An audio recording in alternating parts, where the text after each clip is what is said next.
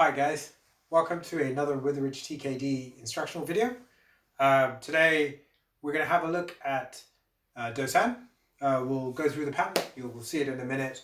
As usual, we'll perform it forward and so you can see from behind as well. And then what we're going to do is we're going to break it down, look at the smaller parts of it, look at the different stances that there are and how to do them effectively, as if you were doing it against an opponent that was coming at you. Okay, here we go. Here's the pattern for you. Have a look. Pause it, rewind it, come back to it after we do the explanation as well.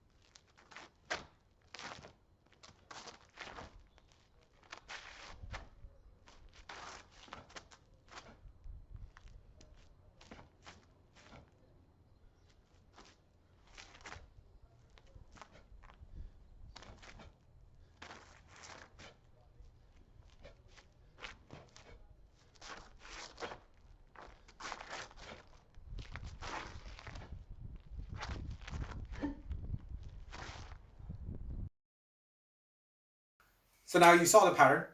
As you can see, it's a little bit more complex than Dangun. A little bit more. There's a few new movements that you've not done before, and we'll have a look at it. We'll look at how to do them and the basics of them.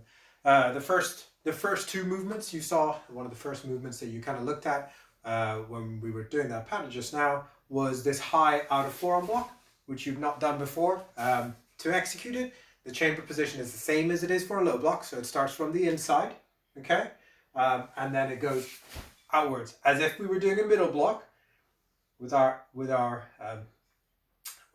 inner forearm. Except this time we're going to do a high outer forearm block, right? So again, let me demonstrate that for you. So from up here, we're going to go across. We're going to come across the body.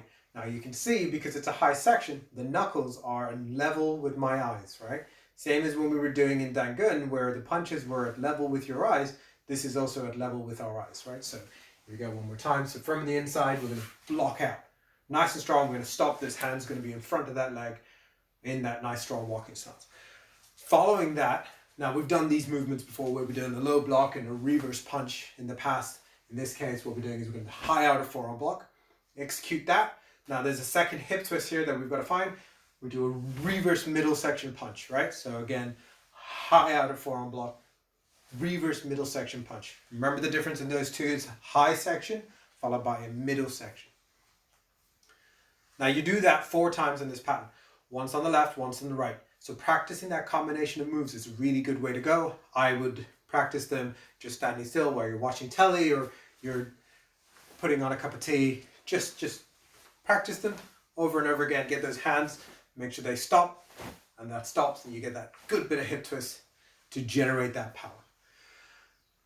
We then have the next move, which is a little bit more complicated, is this spear finger. Now, I'm going to demonstrate. I'm going to show you with my fingers here. The spear finger, what we want to have is we want to have these fingers, these fingertips nicely in line with each other. Some of you might get a little bend. You might see me do it when we were in class, a little bit of a bend. But essentially what we're trying to do is get this flatness to come through. Now, the chamber for this hand, the attacking hand, is going to be here, okay? What I'm going to do is I'm going to have the palm facing upwards, right? Some people might have the palm facing up, but I prefer the palm facing upwards. Like we were about to do a knife hand strike, so palm up here. This hand's going to slap down. This is going to go in the center line, right? So if I take my stance as if I was going to attack, this is going to go down in the middle, right? This middle line that I've got right in front of my badge, right here. And this is going to go over the top, okay?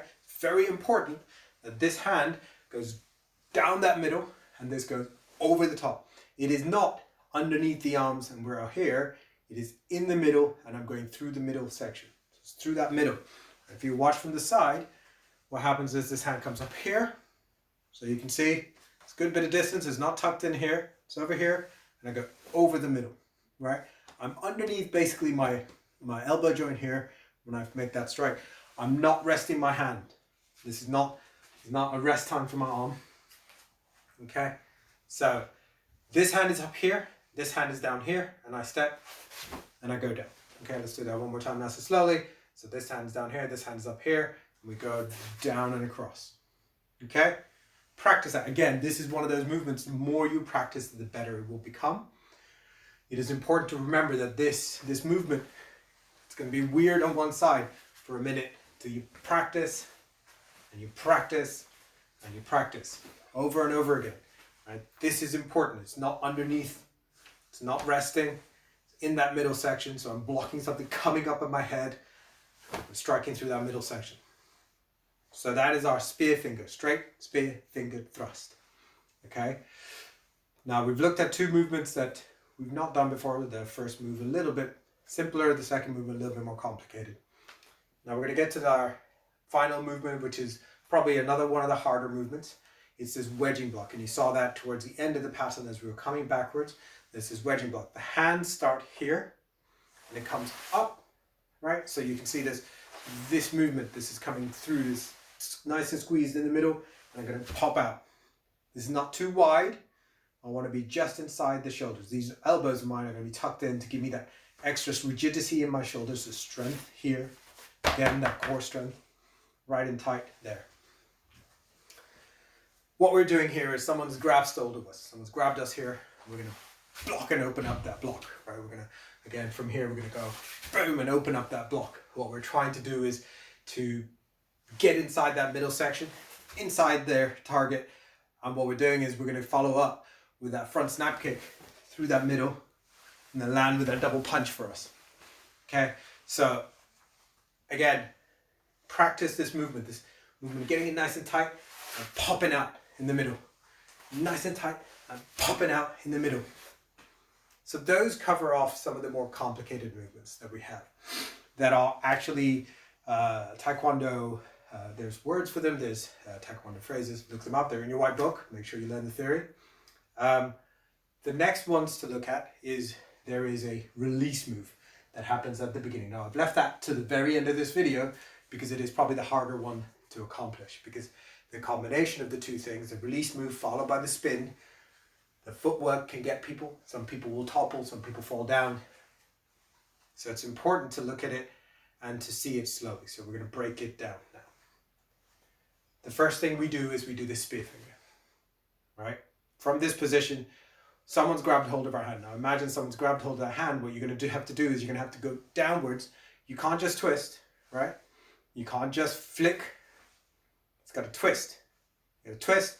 You got to do a stabbing action to the side, right? So from here, I'm going to stab to the side, right? This has got my release. I'm released now. You can kind of see my feet have sort of gone into a walking stance at a 90-degree angle to where I was. So walking stance here, and I end up in a walking stance here.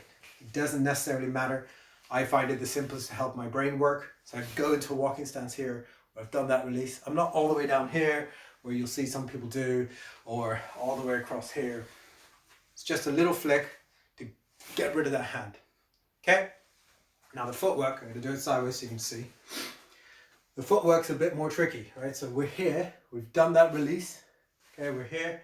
What I'm going to do is I'm going to bring this foot in. So nice and tight, nice and close foot to foot. The hands come up. Now I'm doing a back fist side strike. Hands come up. This is my attacking tool, the one on the outside. I come across and I strike, right? When you get more proficient with that spin, what you can start doing is actually making it so it looks like as if you were doing just one big smooth action of a C. What I'm actually doing is I'm coming in here and I'm going out across, right? You will wobble when you try and do it too fast. Practice it slowly. The back fist side strike, again, starts from the outside, ends up here. We're using these two big knuckles of ours to strike the side of the temple. Strike the side of the temple. Now we've done that move in your 3-step. in your last grade. So I'm not going to cover that off too much. It is a move that you should be comfortable with, you should have done already. But that back fist side strike, it's important that that chamber comes, right? So it comes across here, chamber's up here. I'm already chambering and it's swing. It gives me that extra bit of oomph as I spin through. That is the whole pattern. There is important parts to that pattern. Those moves are important. Now the footwork, that's the other part of this pattern that's quite unique. If you notice, when you do the pattern by yourself the first time, you might not come back to where you start. And that tends to be on when we're coming back. Have a look at the pattern shape. The pattern shape is very, very unique as well. The pattern shape does this, right? There is no lines off to the side.